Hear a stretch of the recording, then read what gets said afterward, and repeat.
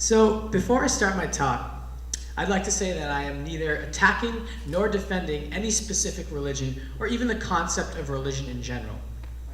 Rather, the point of my talk is to demonstrate the positive effect religion has on our brains, and to demonstrate how closely intertwined neuroscience and religion actually are.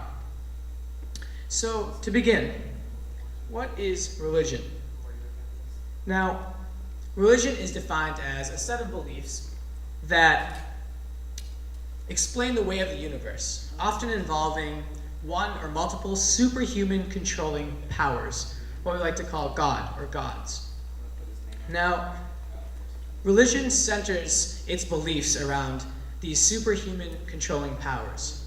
And this is the part that's most relevant to today's talk, is these superhuman controlling powers, because they have an amazing impact on our human brain.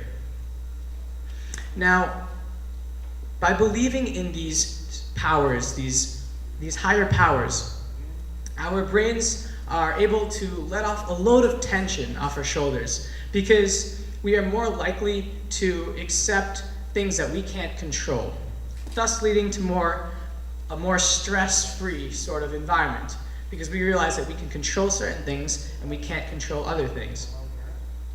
So now, these superhuman controlling powers, there's just so many of them. And there are just so many religions. There are far too many religions in the world. There are approximately 4,000 religions that exist in our world today. And often they have contradictory or opposing beliefs and values. And so just using simple reasoning, they can't all be right. I mean, somebody somewhere has to be wrong. Or maybe they're all wrong. Who knows? It's an ongoing and risky debate. But that's not the point. It doesn't matter what religion is right and what religion is wrong. All that matters in terms of the human body is what effect it has on the human brain.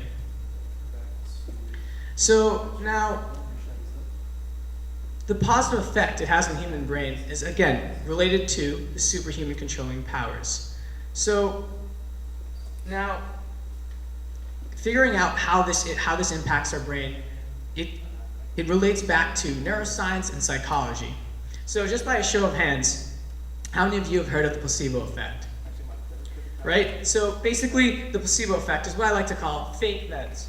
Before I get into that, the main question of today's talk is why? Why does religion work? Why do people so fervently follow their religions? Why do people feel enlightened when they practice their religion, whether it be at their homes, their mosque, their temple, their church?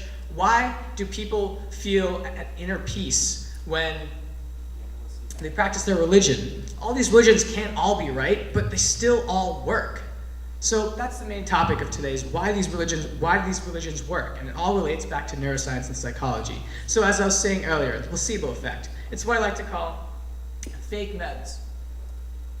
And basically the placebo effect, the placebo, which is basically an ineffectual treatment passed off as effectual.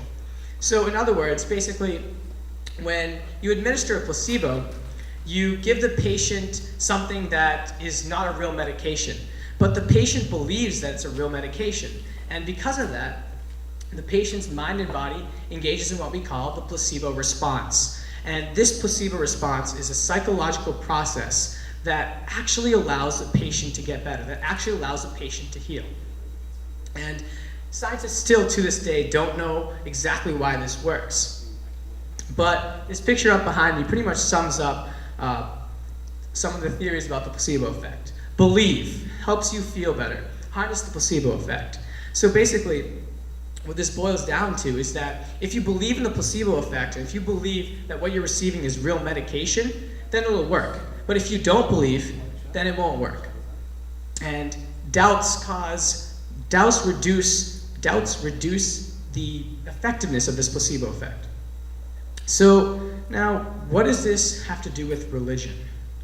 Well, we'll get into that later, but first let's take a look into a study with the placebo effect. Now, this study was done on post-operative patients, and obviously after a patient undergoes surgery, he or she feels immense amounts of pain. And so when the patient feels pain, he asks for pain medication, right? So now, after this operation, these patients requested pain medication. But in this study, scientists administered a placebo of a saline solution to 3 different groups of patients to see if they would be able to reduce the amount of pain the patients felt. So this saline solution that they infused in these patients' chests, it was a placebo. It wasn't a real medication. So then these 3 groups of patients, we have group A, which is the natural history.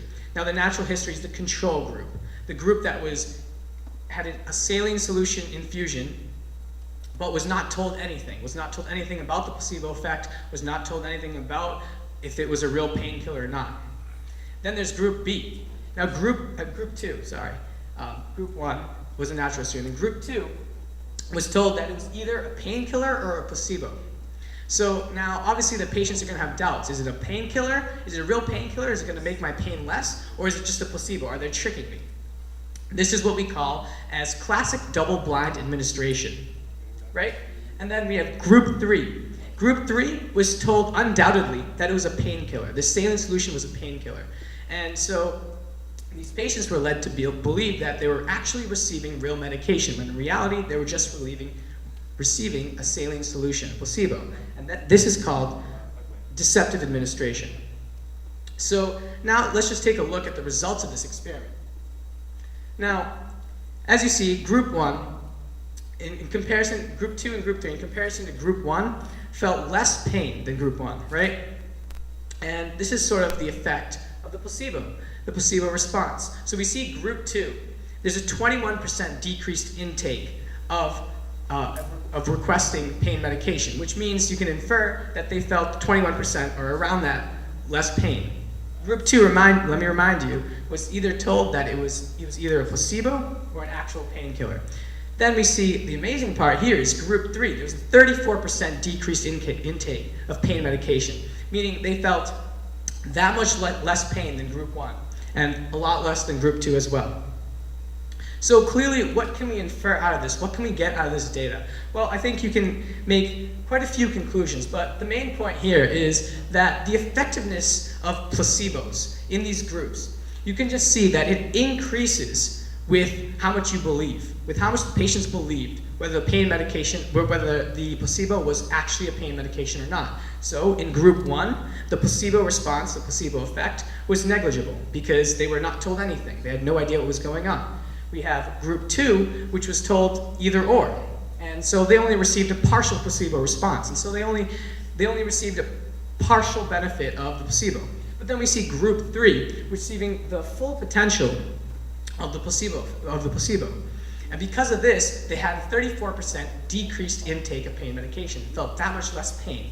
So now you're asking, okay, I get all this placebo stuff, and what does this have to do with religion? What does this have anything to do with why religion works, and why people follow their religion, and why people feel enlightened, feel inner peace when they practice their religion? Well, if you just take the same data and just change the groups, right? So group 1, the non-believers. So the people who aren't affected by religion, don't believe in religion, don't believe in superhuman controlling powers, right? Now they're what I like to call the religious response, or parallel to the placebo response. They receive almost negligible impact of religion, and they don't feel that relieved tension. Whereas then we have group 2, which is semi-believers, right? Which is just like group 2 in the original placebo study, that they're doubtful. Most people are semi-believers. They have doubts about their religion, but they follow certain components of their religion, and they're not entirely sure. So they receive partial benefits of religion and receive partial, relief because of the superhuman controlling power. But then we have the 100% faithful, the people who undoubtedly believe in their faith and believe in every component of their faith. And this is where we see the greatest response, greatest implications, greatest positive impact of religion is on the faithful. And they feel the most inner peace. Why? Because it's just the placebo response all over again. Because they believe. Because they believe it to work, it works. And because the non-believers don't believe it works, it doesn't work. So basically what I'm trying to boil down to is that, yes, there's just so many religions, and most of them are probably wrong, or maybe they're all wrong. But it doesn't matter whether they're wrong or right. All that matters is that it works. So in this way, it doesn't matter what placebo you use. All that matters is how effective the placebo is. In the same way, religion is sort of a placebo. And because of that, the more you believe in a placebo, the more it works, as we saw by that data. The same way, the more you believe in religion, the more impact, more positive impact it has on your brain. Thank you.